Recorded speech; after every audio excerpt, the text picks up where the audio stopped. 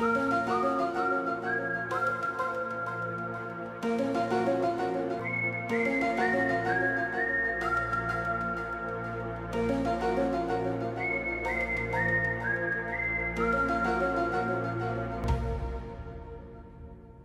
and welcome to a new series titled Basketball Conspiracies. I am Mikekorzemba, and on this show we dig deep into basketball's dark past, into the questions that just don't seem to have concrete answers. Now, in our first episode of this show, we are looking at none other than the greatest of all time, Michael Jordan. Jordan, of course, made tons of news on the court. However, it was his first retirement off the court that has raised several questions. So without further ado, let's dive into the Michael Jordan conspiracy. The year is 1993 and Michael Jordan is on top of the world. After years of critics saying he was too selfish to ever win an NBA championship, he had finally proven them wrong and won not one, not two, but 3 championships in a row. Then, tragedy struck.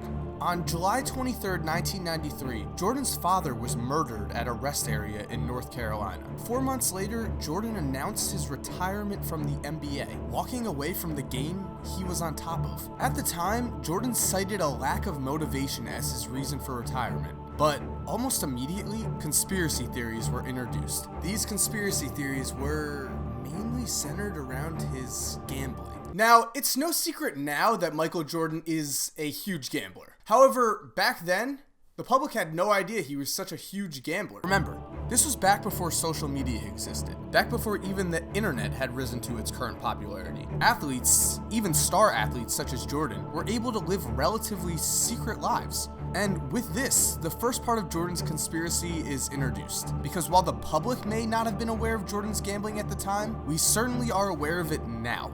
In 1992, fresh off a Bulls championship, Michael Jordan was called to testify in a criminal trial for James "Slim" Buhler. Slim was a cocaine dealer who, during police surveillance, was discovered with a check for $57,000 written by Michael Jordan. Jordan first lied and stated that the check was a loan to a cocaine dealer, but under oath, was forced to state that the check was, in fact, made out to settle a gambling debt. Around this time, San Diego businessman Richard Aquinas claims that Jordan and him were gambling quite heavily on the golf course. In a book, yes, Aquinas wrote an actual book about gambling with Jordan. Aquinas stated that Jordan and he would bet heavily on the games, and at one point Jordan even owed him $1.25 million.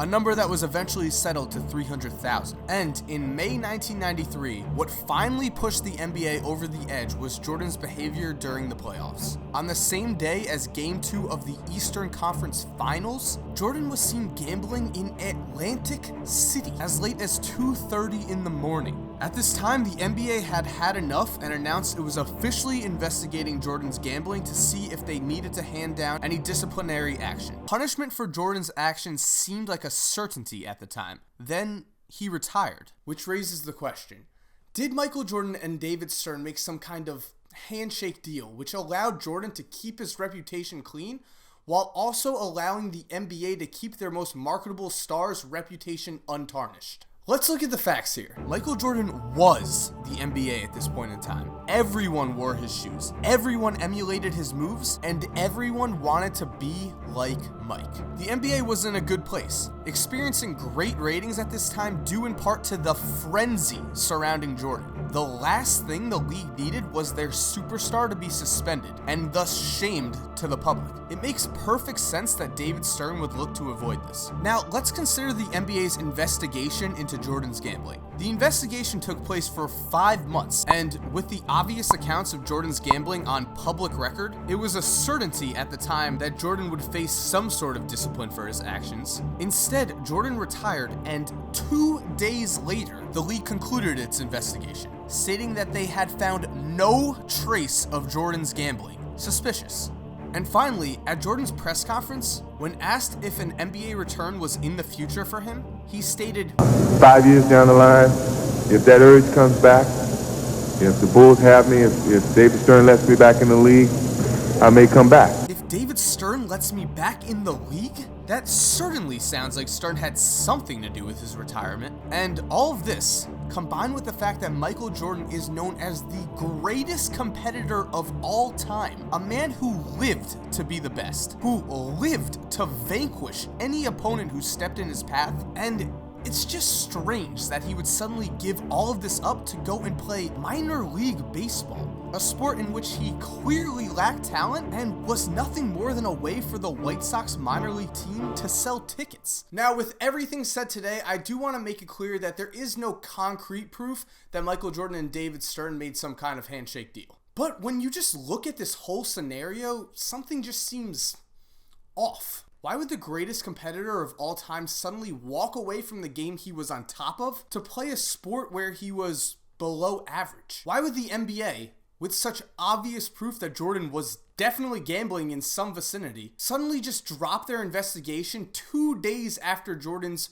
retirement? And why would Jordan say he wants to come back to the NBA if David Stern would let him back in? All of this just seems strange, and if something did happen, it appears that David Stern probably suspended Michael Jordan for a little over a season. And rather than announce that suspension to the public, which in turn would have alienated a lot of Jordan fans and turned away a lot of people from the NBA in general, maybe Stern and Jordan just decided to keep things under wraps and Jordan just spent his suspension playing baseball. It's probable that we're just never gonna know what actually happened, but like I said, something just seems suspicious here. And while we won't get the answer, the question is pretty interesting, which makes this a great conspiracy. Thank you for watching.